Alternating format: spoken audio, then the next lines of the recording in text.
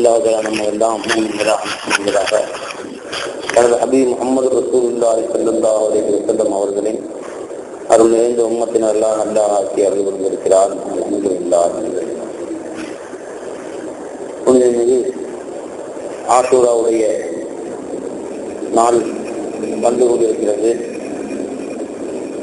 இன்ஷா அல்லாஹ் தஆலா திங்கள் கிழமை பகல் முஹர்ரம் 10ஆகவும் ஞாயிற்றுக்கிழமையுடைய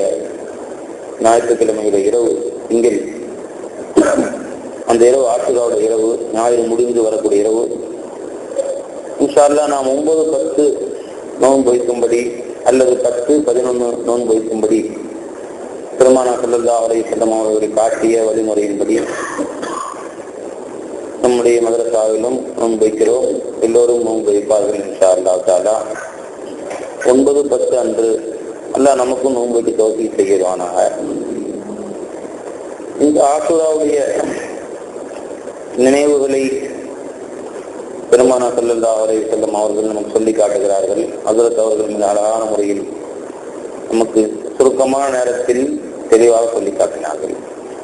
பொதுவாக இஸ்லாம் நமக்கு வழங்கியிருக்கக்கூடிய சிறப்பு நாட்கள், இஸ்லாம் நமக்கு வழங்கியிருக்கக்கூடிய ஈது பெருநாட்கள், இவைகள் எல்லாமே அவற்றை நினைவு கூறுவது நம்மை அல்லாஹ்வின் பக்கம் நெருக்கி வைக்கக்கூடியதாகத்தான் நமக்கு இருக்கிறது. இதோ ஹஜ் பெருநாள் நம்மை விட்டும் சென்றது, அதை ஏன் வருஷம் நினைவு கூறுகிறோம்? அந்த இடத்துல நமக்கு எப்படி ஹஜ்ரத் இஸ்மாயில் அலைஹிஸ்ஸலாம் தன்னை அர்ப்பணித்தார்கள், இப்ராஹிம் அலைஹிஸ்ஸலாம் அல்லாஹ்வுக்கு முன்னால் தன்னை அர்ப்பணித்தார்கள், எப்படி ஹஜ்ரத் ஹாஜரா அலைஹிஸ்ஸலாம் அல்லாஹ்வின் கட்டளைக்கு முன்பு தவமிருந்து பெற்ற மகன் என்று பாராமல் அர்ப்பணித்தார்கள் என்பதை அல்லாஹ்வுக்கு ரொம்ப அது பிடித்தமான செயல். அதை நமக்கு நினைவு கூறுவதற்கு காரணம், மீண்டும் வருடம் அல்லாஹ் கொண்டு வருவதற்கு காரணம், நம்மிடத்திலும் அந்த தன்மைகள் வர வேண்டும். அல்லாஹ்வின் உத்தரவுக்கு முன்னால் மனிதன் தன் உடல் நலத்துக்காக, தன் மனைவி பிள்ளைகளுக்காக வேண்டி தன் உடல் நலத்தை பாழாக்கிக் கொள்கிறான். தன் பிள்ளைக்காக வேண்டி தன் உடல் நலத்தை பாழாக்கி, தன் நேரங்களை, தன்னுடைய சுகதுக்கங்களை எல்லாம் இழந்து, என் பிள்ளைகள் நன்றாக வளர வேண்டும், அவர்கள் நல்ல நிலைக்கு வர வேண்டும் என்ற ஆசையில இவங்க சுகதுக்கங்கள்லாம் விட்டுட்டு வெளிநாடுகளில் போய் வருஷக்கணக்காக சம்பாதித்து கொண்டு வந்து கொட்டுறாங்க. அப்ப தன்னை விட தன் பிள்ளைகள் நன்றாக இருக்க வேண்டும் என்ற ஆசைப்படுகிறது சாதாரணமான பார்க்கிறோம். அதிலும் நீண்ட காலமாக பிள்ளை என்று அல்லாஹ் பிள்ளையை கொடுத்திருக்கிறான் என்றால் அது எவ்வளவு அவருக்கு கண்ணியப்படுத்துவார், என்ன எந்த அளவு மதிப்பார்கள். அப்படிப்பட்ட பிள்ளையை அல்லாஹ் தஆலா மௌத்தாக்கிட்டான்னு வச்சுங்களேன். இஸ்மாயில், அதுவும் பெரிய சோதனை தான். இப்ராஹிம் அலைஹிஸ்ஸலாம் கனவு அல்லாஹ் காமிச்சு, உன் பிள்ளை நான் மௌத்தாக்க போறேன்னு சொன்னா, இவ்வளவு காலத்துக்கு பின்னாடி 100 வயசுக்கு பின்னாடி பெற்ற குழந்தை மௌத்தாக்குனா அதுவும் ஒரு சோதனை தான். அல்ல அப்படி சொல்லல, ஏதாவது வேற யார் கையாலும் அவங்க கொல்லப்படுவார்கள் அப்படின்னு சொல்லியிருந்தா அதுவும் மாபெரும் சோதனை தான். நம்முடைய அருமை நாயகர் ஸல்லல்லாஹு அலைஹி வஸல்லம் அவர்கள் சொன்னார்கள், என் அருமை பேரர் ஹுசைன் ரலியல்லாஹு தஆலா அவர்கள் கொல்லப்படும் காட்சி நான் பார்க்கிறேன்னு சொன்னாங்க. அப்ப அதுவும் சோதனை தான்.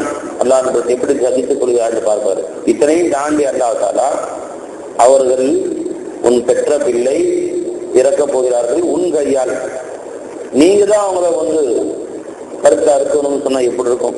அவங்கள மூத்தாக்கணும் அப்படின்னு சொன்னா எப்படி தாங்க முடியும் உள்ளங்கள்? ஆனா அதையும் கூட அது இப்ராஹிம் அலைஹிஸ்ஸலாம் அவர்கள் அல்லாஹ் உத்தரவுக்கு முன்னால் எது வந்தாலும் தருவதற்கு நான் தியாகம் செய்வதற்கு தயார் என்பதை காட்டினார்கள். அதை மீண்டும் அல்லாஹ் தஆலா பெருநாளாக ஆக்கி அந்நாளை கொண்டாடும்படி அல்லாஹ் ஆக்கினான். காரணம், அதை நினைவு கூறுவதற்காக. எல்லோரும் புத்தாடை அணிந்து நாம் அலங்காரங்கள் செய்து இந்த நாளை சுவையான உணவு உண்டு கழிப்பதற்காக அல்ல. அந்த சம்பவங்களை எல்லாம் வாழ்நாளெல்லாம் நினைவுறுத்தினால் நம்முடைய ஈமான் புதுப்பிக்கப்படுகிறது, நம்முடைய ஹசான் புதுப்பிக்கப்படுகிறது, நம்முடைய இஸ்லாம் நம்மிலே வளர்கிறது, நம்முடைய அல்லாஹ்வுடைய தக்வா அதிகமாகிறது, தௌஹீதுடைய எண்ணம் நம்மிடத்திலே மிளிர்கிறது. அதுக்குத்தான் அல்லாஹ் தஆலா அவற்றை எல்லாம் திரும்ப திரும்ப நினைவு கூற சொல்கிறான். இந்த முஹர்ரமுடைய நாட்களையும் பெருமானார் இவ்வளவு முக்கியத்துவம் கொடுத்தார்களே, எதற்காக வேண்டி? உடைந்த உள்ளங்களுக்கெல்லாம் இந்த முஹர்ரத்திலே அல்லாஹ் தஆலா ஒரு பெரும் ஆறுதலை வைத்திருக்கிறார். பார்த்தால் எல்லா நபிமார்களுக்கும் அல்லாஹ் தஆலா ஒவ்வொரு சோதனைகள், அந்த சோதனைகளை எல்லாம் எப்படி அவர்கள் சகித்துக் கொண்டார்கள், கடைசியில் எப்படி அல்லாஹ் அந்த சோதனைகளை அவர்களை விட்டு நீக்கினான், எப்படி அவர்களுக்கு வாழ்க்கையில வெற்றியை கொடுத்தான் என்பதை குர்ஆன் நமக்கு தெளிவாக காட்டிக் கொண்டிருக்கிறது. அந்த சோதனைகள் எல்லாம் அவர்கள் இஸ்திகாமத்தாக இருந்த நேரத்தில் அல்லாஹ் வெற்றியை கொடுத்த திருநாள் பெரும்பாலான நபிமார்களுக்கு இந்த முஹர்ரமுடைய நாளிலே அல்லாஹ் தஆலா முஹர்ரமுடைய 10வது நாளில் ஆஷூராவுடைய நாளிலே அல்லாஹ் வெற்றியை கொடுத்திருக்கிறான். அப்ப நமக்கு அது என்ன படிப்பினை? எவ்வளவு கடுமையான சூழ்நிலை, இக்கட்டான சூழ்நிலை மாட்டிக்கொண்ட நேரத்திலும் கூட எல்லா விதமான அஸ்பாபுகளும் தன்னை விட்டு நீங்கி விட்ட பொழுது கூட அல்லாஹ் நம்மிடத்திலே சபபு பானி முசப்பப் ஹர்கபோ ஹர் ஆணு பாக்கி ஹேட்டான். சபபுகள் எல்லாம் அழிந்து போய்விடும், இந்த அஸ்பாபுகள் எல்லாம் உண்டாக்கக்கூடிய முசப்பில் அஸ்பாபாகி அல்லாஹ் ஒவ்வொரு வினாடியும் உங்க கூட ஆஜரா இருக்கிறான், ஒவ்வொரு வினாடியும் உங்க கூட தான் இருக்கிறான். கவலைப்படாத என்ற எச்சரிக்கையை, என்ற உணர்வு தான் இந்த ஆசூரா நமக்கு சொல்லிக் கொண்டிருக்கிறது. பெரியார்கள் அது மூசா அலைஹிஸ்ஸலாத்தை பற்றி சொன்னாங்க. அவர்கள் பிறவனை விட்டு காப்பாற்றப்பட்டார்கள். இனிமையாக நம்ம வார்த்தையை சொல்லிட்டோம். ஒரு நிமிஷம் நீங்க மூசா அலைஹிஸ்ஸலாம் அவர்களோடு போய் சேர்ந்து அந்த செங்கடலுடைய ஓரத்துல நின்று பார்த்தீங்கன்னா உங்களுடைய கால்கள்லாம் இப்பயே நடுங்கும். நினைச்சா ஒரு நிமிஷம் நின்று பாருங்க. அந்த கற்பனையில மூசா அலைஹிஸ்ஸலத்தோட அவர்கள் தங்கள் மக்களை காப்பாற்றுவதாக அல்லாஹ் சொன்ன வாக்குறுதி, அதுக்காக மக்களை எல்லாம் கூட்டிட்டு வர்றாங்க. இந்த கடல் வந்து தாண்டி போக முடியல. பின்னாடி கொடூர ஆயுதங்களோடு ஒருத்தரை கூட விட்டு வைக்காது, எல்லாத்தையும் அழுத்துது என்று அவன் துரத்திட்டு வர்றான். அவனை எதிர்த்து இருப்பதற்குண்டான பலம் இவரிடத்தில இல்லை. அவ்வளவு அதிகமான பலங்களோடு, குதிரைகளோடும் பெரும் ஆயுதங்களோடு அவன் துரத்திட்டு வர்றான். முன்னாடி கடல். அந்த நேரத்துல மூசாவுக்கு ஆதரவாக அந்த சமுதாயத்தவர்கள் நின்று, மூசா அலைஹிஸ்ஸலாமே நீங்க கலங்காதீங்க, நீங்க பயப்படாதீங்க, என்ன நாம எதிர்த்து ஜிஹாது செய்வோம், எது சண்டை போடுவோம், சண்டை போட்டு வீர மரணம் அடைவோம் என்றெல்லாம் அவரு சொல்லல. என்ன மூசா, இதுதான் எங்க உங்களை நம்புறது எங்களுக்கு பகவான் எல்லாம் கைவிட்டான். ஒருத்தம் கூட ஆதரவு கொடுக்க மாட்டேன்ட்டான்.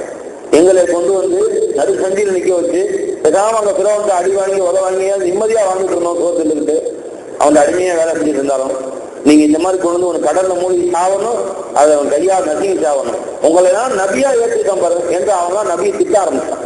யாருங்க? மூசா நபி உம்மத்து. ஒருத்தம் கூட ஆதரவு. அந்த நேரத்துல மூசா அலைஹிஸ்ஸலாம் மனம் கலங்கல. எந்த பக்கமும் ஆபத்துகள் சூழ்ந்து இருக்குது, நம்பனவங்க எல்லாம் கை விட்டாங்க.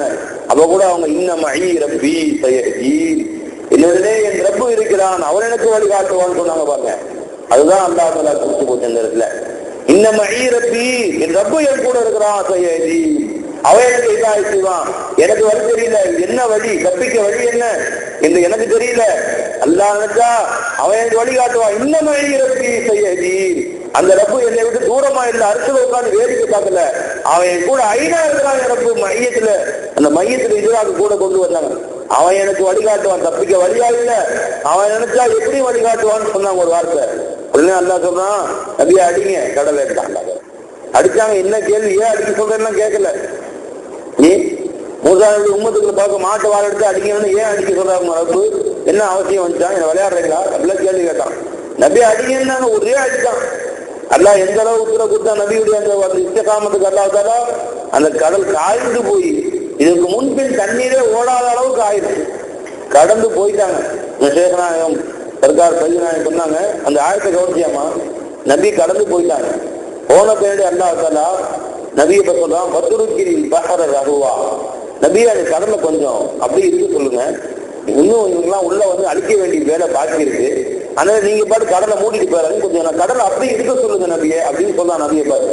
அப்ப நபியுடைய கையில கடலை முற்றிலும் அல்லாஹ் கண்ட்ரோல்ல கொடுத்து, நீ நபியை அனுமதி வேணாம், நபியை நீ கொஞ்சம் விட்டு வைங்க, நீ விட்டு வைங்க நபியை, எந்த நபிக்கு அனுமதி வாங்கினா அல்லாஹ் தஆலா அப்படியே விட்டுருங்க நபி, மீதி நான் பாத்துக்கிறேன், நீங்க போயிட்டே இருக்கீங்க, அவங்க உள்ள வருவாங்க, அவங்க நான் அழுத்துக்கிறேன் அல்லாஹ் தஆலா. எந்த அளவு அல்லாஹ் நபியுடைய இஸ்திகாமத்துக்கு அல்லாஹ் கொடுத்தா, முழு கடலை அல்லாஹ் அவங்க கண்ட்ரோல் எல்லாம் கொடுத்துதான் பாருங்க. இந்த ஆயத்தை நம்ம காட்டுறதுன்னு சொல்லி காட்டாங்க. இப்ப அன்பர்களே, எத்தகைய கஷ்டங்கள் சோதனைகள் வந்தாலும் அதுல இஸ்திகாமத்தா இருக்கக்கூடிய ஒரு பயிற்சியை நமக்கு இந்த நாட்கள், இந்த நினைவுகள், அபிமானுடைய சம்பவங்கள் நமக்கு வழங்கி கொண்டிருக்கின்றன. அல்லாஹ் நமக்கும் அந்த மையத்துடைய எதிராக நசீபாக்குவானாக.